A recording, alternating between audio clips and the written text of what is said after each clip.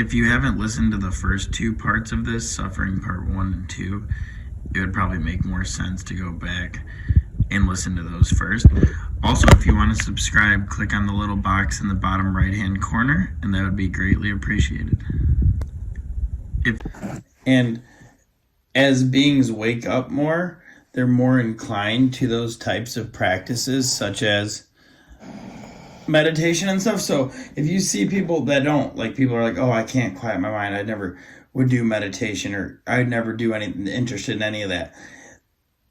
That's not their fault. That's just where their being's at right now. So beings who have lived more lifetimes and are closer to waking up, they start getting pulled into those practices. Like, a lot of times beings that start practicing those kinds of things will change their diets. Like, they'll become vegans or vegetarians, or they'll eat less unwholesome foods and stuff like that, and people will criticize them and won't understand why they would do such a thing or how that's possible. That's because the reality they're living in right now, that's not even an option. That's not even a possibility. But for somebody who's trying to get free, some of those things might weigh them down. And on a side topic about like vegetarianism, veganism, all that, it does cause less harm to other beings.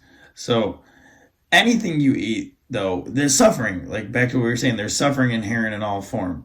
So even if you even only eat plants, there's less suffering than killing an animal or a person, but there's still suffering, because there's even studies now that plants can feel, and they get scared if they're about to get killed, because they're consciousness too, and they can sense that too. That's why they have those different mechanisms. They reach toward the sunlight when it comes out. They cover up if there's predators.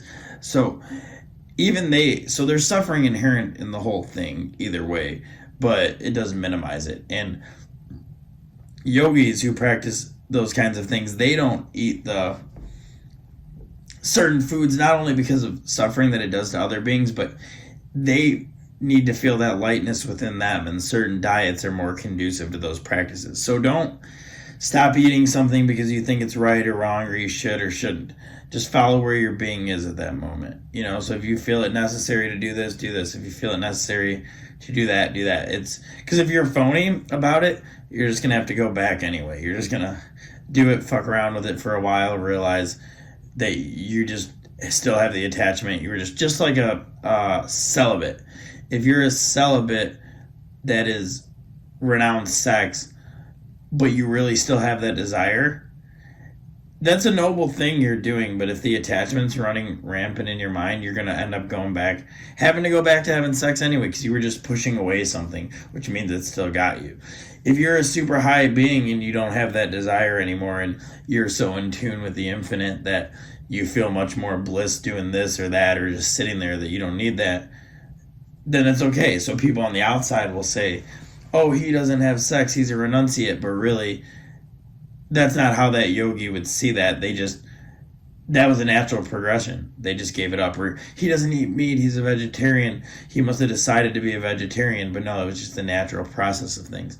Just how character defects go away and everything. It's all an unfolding process. And it can't be rushed, because we're all at different stages of the game. We're all different expressions of the universe. So it just opens up how it opens up, and it gets ready how it gets ready. And it's so much more exquisite than you can imagine, than I can imagine. There's so much more to it. So, and there's practices too. Zen Buddhism. Zen Buddhism is one where you just sit, and I've actually done some Zen meditation that I was taught once by this master, but I haven't done that much of it. And you actually sit with nothing. You don't even follow your breath, because it's like a direct method where they say, like, what is there? There's no mind. Like, bring your mind here and I'll pacify it. Oh, you don't have a mind to show me because you're already it. You just sit there and stare. You just sit there and do nothing. Those are tough ways of seeing right into it.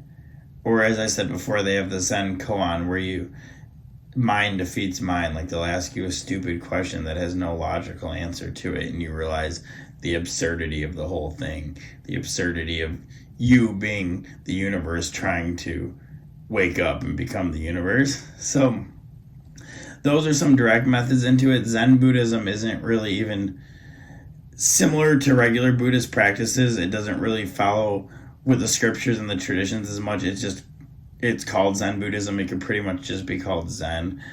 And then there's also all of the traditions besides really the Tao Te Ching, which started Taoism. All the rest of them, like Buddhism, Hinduism, Christianity, Judaism, they all have their rules and laws. Patanjali did the Yoga Sutras that with the yamas and nimyamas, the Hindus in the Vedas, the Buddhist traditions, the Ten Commandments in the Bible. They all have their smaller rules and laws, and people get confused by those sometimes because they're like, man, why do they have all these rules? Are they right? Are they wrong? And the point of those rules is that you use those at first to get free. Beings that are lower level beings use those rules to not create more bad karma. Because even though you want to get free of all karma, at first you're either creating good karma or bad karma, or mixed too. But just to give a mundane example, say I go do a selfless service act, I'm creating good karma, or give some money selflessly. Say I go hurt somebody or steal something super greedy, I'm creating bad karma. So until I'm ready to get free from my karma, it's better to do good karma. It's better to get good karma because that leads to more fortunate births, more fortunate circumstances, better births that you take place in which your chances for enlightenment are increased. So the more you follow those rules at first to eventually get free of rules. The ultimate reality isn't to be bound by rules. So that's why sometimes people will go back. You could be pretty far along the path and people will be like, wait, why don't you follow this observance? Or you see a saint, or like Jesus was a perfect example. The Pharisees used to ask Jesus all the time, why don't your disciples fast on this day of the week? Or why don't they wash their hands before the meal? Or Jesus, you're going to save somebody on the Sabbath? And he was like, well, the Sabbath was meant for man, not man for the Sabbath. So it was meant for us to give us that spiritual anchor. We weren't made for the rule. So all rules ultimately dissolve away, but you follow them first because you have to go into that. If I was a totally free being, I wouldn't need to follow any rules. I'd be the universe. I'd live in perfect harmony with it. I wouldn't need to, I could do whatever I wanted. It'd be fine. But I'm not, so people follow certain values or morals, or they do certain austerities and practices and fasts and this and that because we're trying to get free, right? So there's a big difference. You have to understand what place everybody's at and where they're coming from, so those are all those different practices. And back to what I was saying about God is one, like it says in the Rig Veda, but people worship him in different names and forms, which all that's saying is that there's different. So I used to think it was crazy that there was different deities, like which one's real? Like was Jesus and the Christian religion real? Then it was all the Hindus, were they just on bullshit? Like what were they talking about? And really it's God is one, but people worship him in different names and forms, like in Jesus Christ, in Krishna, in Buddha, even though the Buddhists wouldn't consider a form of God, but that's just their differences in how they talk about it. So all it is these different aspects of the one. Like Hinduism has all these different goddesses and gods. And it's not that they think they're separate. They exist. So they do exist. Like there is other planes of being where all those beings that you think about and read about, they do exist. But they're all just different aspects of the one. So that's why God is one, but we worship him in different names and forms. And then there's terrible wars and chaos and hate and murder and violence because everybody thinks that the form they worship God in is the right one because they're so insecure in their beliefs that anything that threatens them must be wrong, and they want people to believe the same way they do because they already have a shaky faith and they want them to confirm that ideology, and they end up going to war and killing people over it to bring them to their God. And really it's complete nonsense because they're all worshiping the same thing because there's only one of us in the first place. So what are some practical steps to take? It depends where you're at and what you're doing, even seeing, and like I said, nothing happens for mistakes. So even seeing a video like this means that there's some part of you that wants something like that is waking up a little bit, because if you weren't, something would turn you off from it and you wouldn't watch it at all.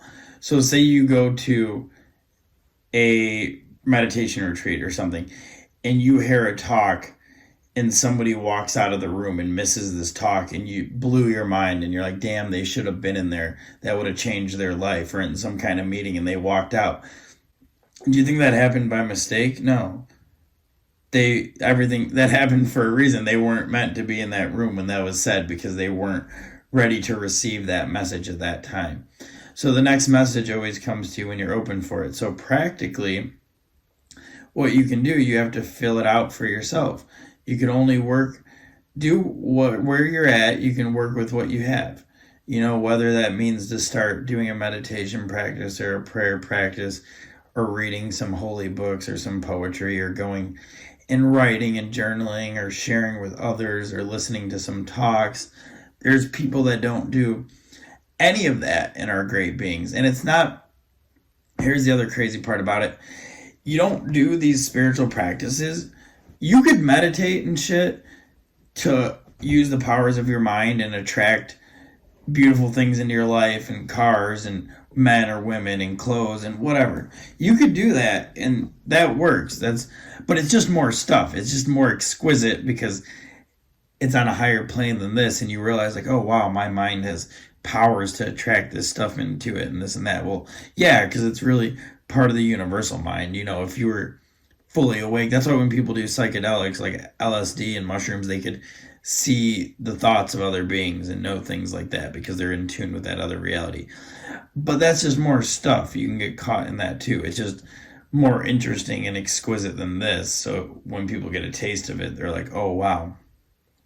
But the whole point in the end is to get free. Or it could be argued that that's the whole point, because it could also be argued that if you're already it and you're already going to get free anyway, eventually, and it's all an illusion, what's the rush? But once you start waking up to it, you can't help yourself. You can't unwake up to it. You could pretend, or you could avoid it for a while, but once you've had these experiences that open up your heart a little bit, you're most likely going to keep going with it. So the last thing I wanted to touch on, the path that I didn't really get to, is like Bhakti Yoga, but the path of the heart, the path of love and service, which is a path that I struggle with. The path of love, I do better with the path with Jnana Yoga, with the path of wisdom and insight. I struggle with the path of love. And it's good to use the paths that you're good at, but also, like at the point I'm at right now, I want to work with the ones that I lack. So the path of loving awareness and the path of compassion, which is centered in the heart, that's developing love for other beings and doing acts of service, and realizing that it's all love. It's all love. It's all consciousness. And like Eckhart Tolle says in his teachings, love and consciousness are the same thing. Love and awareness are the same thing. The normal feeling that you think of as love, look at it, because there's a chance it might not be love. It could be strong attachment. It could be an emotional love, which is still love for sure, so don't discredit it. But it might not be a full soul love that comes from your inner being.